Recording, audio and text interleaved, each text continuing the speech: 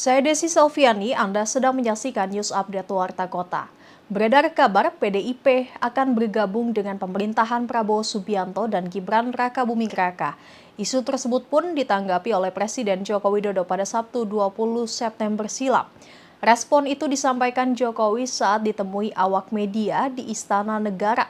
Jokowi merespon sesingkat isu PDIP bergabung dengan pemerintahan Prabowo. Ayah Gibran menilai kabinet selanjutnya merupakan hak prerogatif presiden terpilih. Oleh sebab itu, Jokowi menilai pernyataan itu tidaklah tepat ditanyakan kepada dirinya. Sebaliknya, Jokowi meminta agar wartawan menanyakan langsung kepada Presiden terpilih Prabowo Subianto. Sementara Ketua Umum PDIP Megawati Soekarno Putri dijadwalkan akan bertemu dengan Prabowo Subianto sebelum pelantikan Presiden pada Oktober mendatang. Kabar pertemuan ini menguatkan isu bergabungnya PDIP di Kabinet Prabowo. Meski begitu, PDIP menegaskan partainya belum memutuskan untuk bergabung dalam pemerintahan Prabowo Gibran. Dikutip dari tribunnews.com, hal itu disampaikan oleh politikus PDIP Ciko Hakim. Ia menegaskan PDIP sedang fokus memenangkan Pilkada serentak 2024 di semua daerah.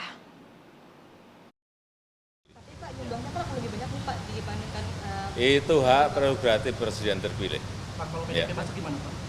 PDIP masuk bergabung dengan kabinet Pak Prabowo? Ditanyakan kepada presiden terpilih. Kewenangan itu hak prerogatif presiden terpilih. Reshuffle Seskap ini akan diisi oleh definitif? Masih dalam proses. Akan PDIP lagi. Bebasnya pilot Susi Air, Kapten Philip Mark Martens, tak lepas dari sosok Edison Gwijangge. Ia adalah PJ Bupati Nduga yang menjadi negosiator dengan KKB untuk pembebasan Kapten Philip. Setelah disandra sejak 7 Februari lalu, Kapten Philips berhasil dibebaskan pada Sabtu 21 September. Bebasnya Philips ini tak lepas dari pendekatan yang terus dilakukan sejumlah tokoh Papua terhadap KKB. Salah satunya adalah Edison Gwijangge. Edison adalah putra asli Papua Pegunungan yang ternyata memiliki hubungan keluarga dengan pimpinan KKB Nduga, Egyanus Kogoya.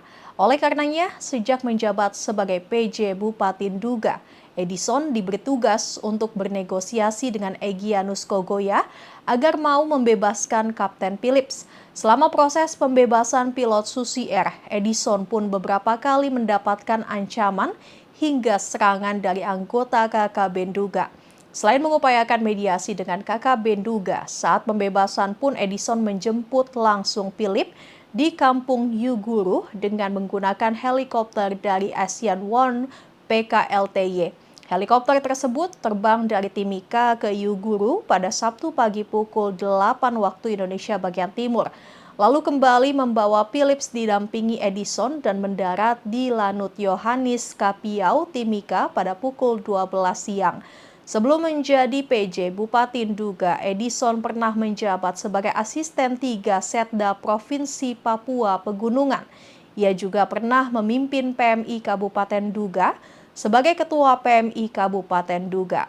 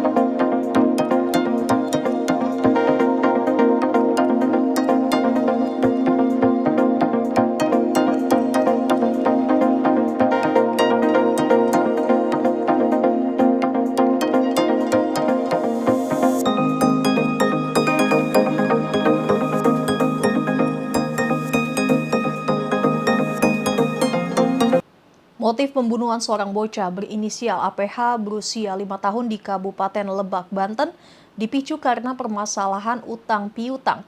Di balik tewasnya bocah malang tersebut, polisi menangkap 5 pelaku. Kelima pelaku diantaranya Rahmi, Saenah, dan Emi yang merupakan perempuan, sementara 2 lainnya Yayah dan Ujang merupakan seorang pria. Kelimanya diketahui sudah ditetapkan sebagai tersangka dalam kasus pembunuhan tersebut.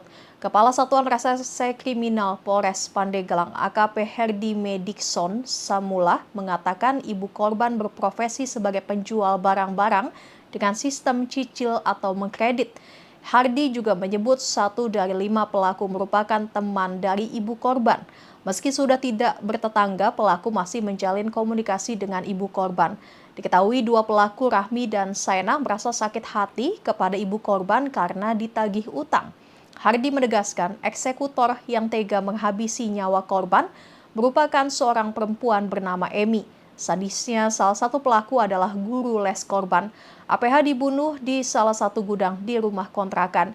Lalu jasadnya dibuang dengan kondisi wajah terlilit lakban di Pantai Cihara, Lebak, Banten pada Kamis 19 September pagi lalu.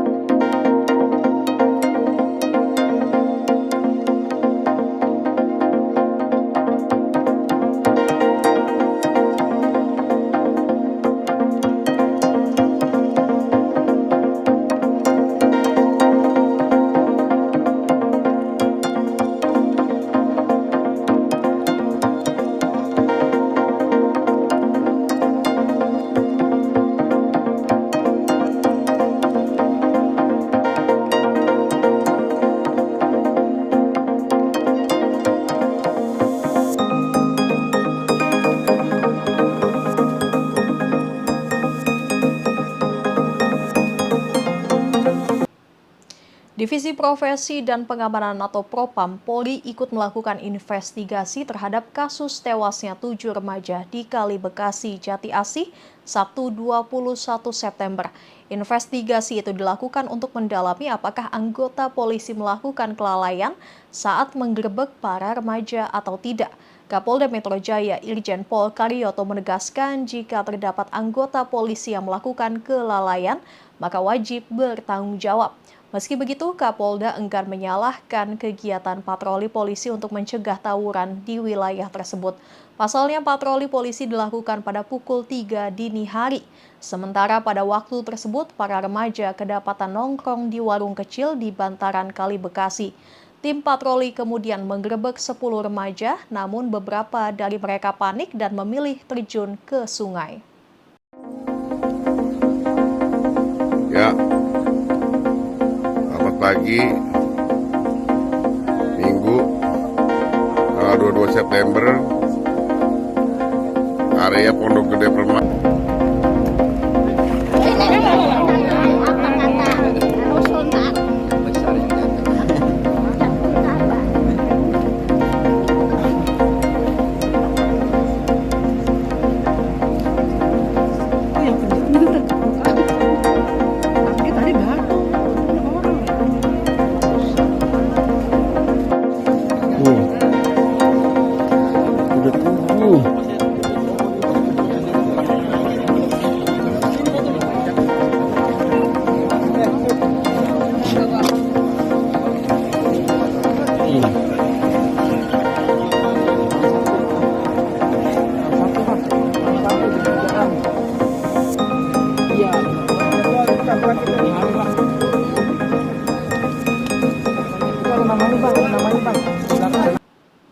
Hizbullah deklarasikan pertempuran terbuka dengan Israel.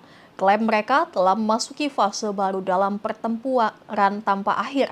Mengutip Al-Mayadin pada 23 September, hal itu dikatakan oleh Wakil Sekretaris Jenderal Hizbullah, Naim Qassem, pada Minggu 22 September. Qassem bersumpah akan memperpanjang penderitaan para pemukim Israel yang mengungsi dari Israel Utara. Lantaran Israel masih saja memberikan tambahan penderitaan bagi warga sipil di Lebanon dan jalur Gaza. Bahkan Qasem juga mengakui bahwa pihaknya benar merasakan penderitaan mengingat mereka semua adalah manusia biasa. Namun dengan begitu Qasem menekankan bahwa jika rakyat Libanon menderita, maka rakyat Israel juga harus menderita. Qasem kembali menegaskan komitmen Hizbullah untuk mendukung perlawanan Palestina di jalur Gaza. Dijelaskan bahwa front dukungan Libanon akan terus berlanjut, tidak peduli berapa lama waktu yang dibutuhkan sampai perang di jalur Gaza berhenti. Menegaskan bahwa Hizbullah Libanon telah memasuki fase baru yang disebut fase pertempuran terbuka dalam pertempuran tanpa akhir.